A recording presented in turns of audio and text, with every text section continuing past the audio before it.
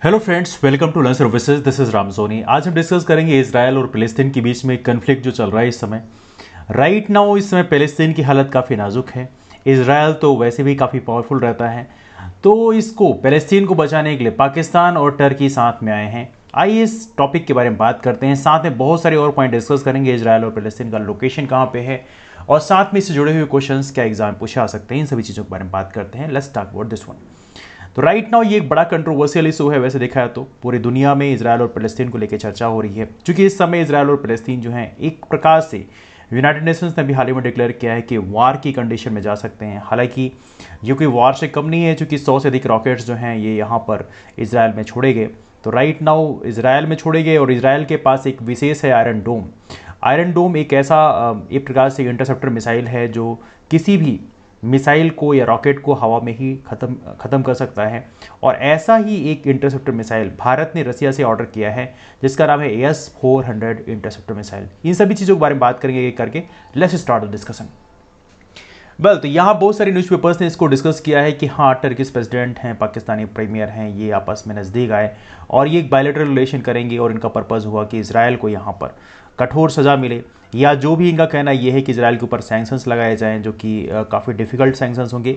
But anyway I doubt कि ये sanctions इतने टाइट होंगे। इस समय दुनिया में कोई कंट्री यदि इस समय फ़लस्तीन की हेल्प कर सकती है कंडीशन में है तो वो है USA। लेकिन USA जो है इस समय इसराइल के साथ में खड़ी हुई है, बिकॉज US का स्टैंड जो है आज से नहीं, मतलब बहुत साल पहले से ही इसराइल के साथ एक स्टैंड में खड़ी हुई है। तो डेफिनेटली पॉसिबिलिटी बहुत कम है, लेकिन फिर भी आई पॉइंट्स को डिस्कस करते हैं। यदि हम लोकेशन की बात करें कि बेसिकली इसराइल और फ़लस्तीन का लोकेशन कहाँ पे है, तो इस मैप में यदि आप देखें, लुक एट दिस वन, यहाँ पे ये मैप है अपना वर्ल्ड मैप और ये अफ्रीका का रीजन हुआ। Okay just 1 second, here you गो। आप इसमें देखिएगा यहाँ पे ये सऊदी अरेबियन पेनिनसुला है, यहाँ पे अपना इंडिया है। और यदि हम इसमें चलिए ट्रैक करते हैं, let's track this out. Here you go, Dome of the Rock. यही एक मेन जगह है जो एक होली प्लेस है, जहाँ पर एक वार का एक रीजन क्रिएट हुआ। यहाँ पर देखा तो डोम ऑफ द रॉक ये सबसे होली प्लेस है। और यहाँ पर देखा जाए तो इसराइल और फ़लस्तीन जो है यहाँ पर आमने सामने होते हैं। एनीवे, हम जिस पॉइंट को डिस्कस कर रहे हैं वो पॉइंट ये है कि इसराइल और फ़लस्तीन के सेटलमेंट की यदि हम बात करें, 1947 में इसराइल के हालत क्या थे और एज ऑफ नाउ क्या हालत है, उनके बारे में बात करते हैं। तो इसराइल में बेसिकली जो पॉपुलेशन है वो है ज्यूइश जो है, उनका मेन पॉपुलेशन है, जू जो हैं। और फ़लस्तीन की बात करें, यहाँ पर मेनली मुस्लिम पॉपुलेटेड एरिया है। तो 1947 की बात करें तो वहाँ पर इस ज्यूइश जो है इनका सेटलमेंट काफ़ी कम था और फ़लस्तीनियन जो है इनका सेटलमेंट ज़्यादा था। पूरा का पूरा फ़लस्तीन आप देख पा रहे हैं। लेकिन यूनाइटेड नेशंस प्लान के हिसाब से यहाँ डिसाइड किया गया कि हाँ, इसराइल कुछ एरिया डिक्लेयर किया जाए और यहाँ पे जो ज्यूस हैं उनको प्रॉपर कुछ एरिया दिया जाए, जिसके कारण ये अपना सेटलमेंट बना सकें। और फ़लस्तीन का ये लैंड ये रहा। ना इसके बाद देखा जाए तो ये जेरूसलम जो है ये प्रॉपर तरीके से यूनाइटेड नेशंस एडमिट करने लगा यहाँ पर। बट 1949 से 1967 के बीच की बात करें तो इसराइल का जो एरिया है वो बढ़ने लग गया और एज ऑफ नाउ इसराइल काफ़ी मजबूत और पावरफुल कंट्री के रूप में उभर के आया है। देखा है तो यहाँ पर इसमें कोई शक की बात नहीं, जो टेक्नोलॉजिकल सपोर्ट है इसराइल को US की तरफ से काफ़ी मिला और यहाँ से इसराइल जो है काफ़ी मजबूत हो गया। Right now Israel one of the most technical country in the world माना जाता है। एनीवे, आगे यदि हम बात करें 1967 वार की बात करें तो यहाँ पे यदि आप इस लोकेशन की देखें तो यहाँ पे ये है गाजा स्ट्रिप। और ये गाजा स्ट्रिप जो है यहाँ पे बेसिकली यहाँ से बेसिकली इस समय इसराइल में अटैक किया जा रहा है। और यहाँ पर एक हालांकि टेरेस्ट्रियल ग्रुप है, बेसिकली टेररिस्ट ग्रुप है जिसका नाम है हमास। तो हमास यहाँ से अटैक कर रहा है बेसिकली किसके ऊपर, इसराइल के ऊपर। हालांकि भी उन्होंने बहुत सारे यहाँ से रॉकेट लॉन्चर इन्होंने दागे हैं, लेकिन इसराइल का के पास एक है आयरन डोम। और आयरन डोम के कारण इसराइल ने उन सभी जो रॉकेट्स हैं उनको डिस्ट्रॉय कर दिया हवा में ही, चूँकि इनके पास एक विशेष प्रकार की इंटरसेप्टर मिसाइल के रूप में आयरन डोम काम करता है। लुक एट दिस वन, यहाँ पे इस पिक्चर में शायद आपको दिखेगा, जस्ट 1 सेकेंड। ओके, अभी नहीं है, मैं आगे आपको दिखाऊंगा, जस्ट 1 सेकेंड, होल्ड ऑन। तो यहाँ पर देखा जाए तो यहाँ पर ये है बेसिकली इसराइल, ये है आपका वेस्ट बैंक, जो कि बेसिकली वेस्ट बैंक और गाजा दोनों मिला के बनता है बेसिकली फ़लस्तीन। और यहाँ पे आपको दिखेगा ये है आपका डेड सी। ये डेड सी जो है इसे बोलते हैं मृत सागर, ये डेड सी का रीजन है, जिसके एक साइड में जॉर्डन है, दूसरे साइड में आपका वेस्ट बैंक है और तीसरे साइड में इसराइल है। और यहाँ पे ऊपर यदि आप देखेंगे तो ये है गोलन हाइट्स। और गोलन हाइट्स काफ़ी इंपॉर्टेंट है, UPSC के प्रीलिम्स से पूछा जा चुका है कि गोलन हाइट्स की साइड में कौन कौन सी कंट्री हैं। तो एक तो इधर सीरिया है, दूसरी साइड लेबनान है और तीसरी साइड दैट्स कॉल्ड इसराइल। ठीक है। और इधर साइड जॉर्डन भी है, तो कुल मिला के कई सारी कंट्रीज इसके सराउंड में है, तो ये काफ़ी महत्वपूर्ण है, इसको आप लोग जरूर याद रखें। तो 1967 वार के बाद में यहाँ पे इसराइल ने इतना सारा जो लैंड है वो ऑक्यूपाई कर लिया। यदि प्रेजेंट टाइम की कंडीशन की बात करें तो यहाँ पे यदि आप ये आप लोकेशन देखें तो ये वेस्ट बैंक है और गाजा स्ट्रिप, ये दोनों ही पैलेस्तीन का टेरिटरी माना जाता है। और ये वाला तो आप जानते ही पूरा का पूरा इजराइल है। और ये है मृत सागर जो कि सबसे खारा सागर है एज ऑफ नाउ, और ये गोलन हाइट्स ऊपर है। एनीवे तो आई एम श्योर कि यू गेटिंग लोकेशन। और ये है भूमध्य सागर, ये मेडिटेरियन सी है, तो भूमध्य सागर से बेसिकली गाजा स्ट्रिप और इजराइल दोनों ही बेसिकली टच करते हैं। तो यदि आप इस मैप में देखें तो यहाँ पे आपको दिख रहा है। एनीवे ये है सिनाई पेनिनसुला, सिनाई पेनिनसुला भी एग्जाम में पूछा आता है, इसको आप याद रखिएगा। ये है सिनाई पेनिनसुला जो इसके नीचे का रीजन है, हालांकि इजिप्ट का ही पोर्शन है Sinai peninsula, but anyway that's important one. इसके बगल में फिर पनामा, इसके बगल में फिर सुएज कैनाल है। चलिए आगे चलते हैं यहाँ से, let's move on from here.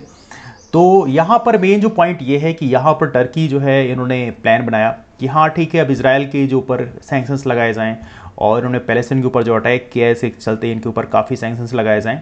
Well देखिए, हालांकि सैंक्शंस का आई डाउट कि यहाँ पर टर्की का इतना एफर्ट है, एफर्ट जरूर डाल सकते हैं, लेकिन आई डाउट कि इतना बड़ा इफेक्ट होगा जब तक United states of America, US जैसी कंट्री यहाँ पर इंटरफेयर नहीं करती, तब तक डेफिनेटली इसराइल को रोकना बहुत मुश्किल होगा। इट्स वेरी डिफिकल्ट वन, चूंकि इसराइल की जो पावर है वो आज नहीं, मतलब कई साल पहले से इसराइल की जो पावर है वो काफ़ी ज़्यादा मिलिट्री तरीके से या टेक्नोलॉजिकल तरीके से काफ़ी इन्हेंस हुए हैं, तो उनकी कंडीशन इस समय काफ़ी पावरफुल है। एनीवे यदि हम इस बात करें यहाँ पे इसराइल के आयरन डोम की बात करें, तो आयरन डोम कुछ इस तरह से काम करता है। एक मिसाइल फायरिंग यूनिट होती है और इसके पीछे बैटल मैनेजमेंट कंट्रोल होता है, राडार डिटेक्शन होता है, और डिटेक्ट करते हैं और किसी भी रॉकेट को यहाँ पे हवा में डिस्ट्रॉय कर देते हैं। ये इनका इंटरसेप्टर मिसाइल जो है काफ़ी यूनिक लेवल का है, और ऐसा ही इससे इवनली इससे बेहतर जो है इंटरसेप्टर मिसाइल को ऑर्डर हमने किया है, कहाँ से, रसिया से। ये है आपका S-400 इंटरसेप्टर मिसाइल, और ये हमने ऑर्डर किया है रसिया से, और आने वाले कल में ये हमारे पास भी एक बहुत ही यूनिक स्टाइल होगी इंटरसेप्टर मिसाइल की। हालांकि हमारे पास अपना खुद का भी है जिसे बोलते हैं पैड, इसका नाम है पैड, पृथ्वी एयर डिफेंस, हमारे पास खुद का भी है, इंडिया का भी है, लेकिन अभी वो इतना पावरफुल इंटरसेप्टर मिसाइल नहीं बन पाया है कि वो किसी मिसाइल को हवा में इतना आसानी से मार सके। लेकिन S-400 काफ़ी मजबूत है, काफ़ी अच्छा है, और ये दुनिया में one of the most elite group माना जाता है। और यहाँ पे एक चीज़ आपको पता होना चाहिए कि S-400 के लिए भारत ने जो रसिया से डील किया है वह है $5.5 बिलियन की डील, मतलब कह सकते हैं तकरीबन 40,000 करोड़ रुपीस जो है इंडिया रसिया को पे करेगा S-400 इंटरसेप्टर मिसाइल को लेने के लिए। एनीवे रिसेंट जो कंडीशन है, भारत का जो तनाव रहा है पाकिस्तान के साथ में या चाइना के साथ में, तो डेफिनेटली भारत की ये नीड ऑफ द आवर आप कह सकते हैं। एनीवे यदि हम अगले पॉइंट की बात करें तो ये रहा हमारा इसराइल और पैलेस्टीन के बारे में जो कन्फ्लिक्ट का इशू है। यदि आपकी कोई क्वेरीज हैं तो आप जरूर नीचे कमेंट करें, यदि आपकी कोई ओपिनियन है तो आप नीचे जरूर कमेंट करिए। लेकिन हाँ, यही बात सच है कि इसराइल और पैलेस्टीन के बीच में जो रिसेंट कंट्रोवर्सी चल रही हैं, ये डेफिनेटली बेसिकली बहुत अच्छी चीज़ नहीं है, बिकॉज बहुत सारे लोगों की डेथ हो रही है। और आमतौर पे सबसे दुख की बात यह है कि जो ये ऐसे वॉर में या जो भी डेथ होती है वो एक आम आदमी की होती है जिसका कोई बहुत ज़्यादा मतलब होता नहीं है। तो डेफिनेटली वी होप सो कि आने वाले कल में इसराइल और पैलेस्टीन के बीच में जो कन्फ्लिक्ट है वो कम होगी।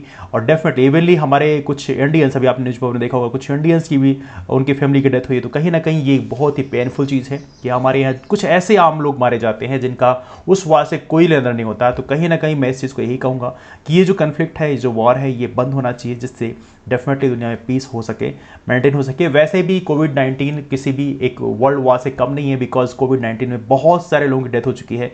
यदि वर्ल्ड वाइड आप देखें तो बहुत ही डेडली रहा है। तो डेफिनेटली इसके बाद यदि ऐसी कन्फ्लिक्ट होती है तो this is not good for any nation और any humanity. Anyway that's all for now. Discussion को वाइंड अप करते हैं। यदि आप लोग हमसे जुड़ना चाहते हैं तो हमारा लर्न सर्विसेज नाम का टेलीग्राम ग्रुप है, इससे आप जुड़ सकते हैं, और यहाँ पर बहुत सारी हमारी क्लास होती हैं, उसकी इन्फॉर्मेशन और लिंक यहाँ पर शेयर की जाती है। यदि आप यूपीएससी की तैयारी हमारे साथ करना चाहते हैं या किसी और पीएससी की तैयारी करना चाहते हैं, आप हमारे नंबर पर कॉल कर सकते हैं। नंबर है 8826033004। यहाँ पर आपको हमारे बैचेस की जानकारी दी जाती है। That's all for now. Discussion को वाइंड अप करते हैं। आप सब लोग यहाँ पे आए, इसलिए थैंक्स सो मच।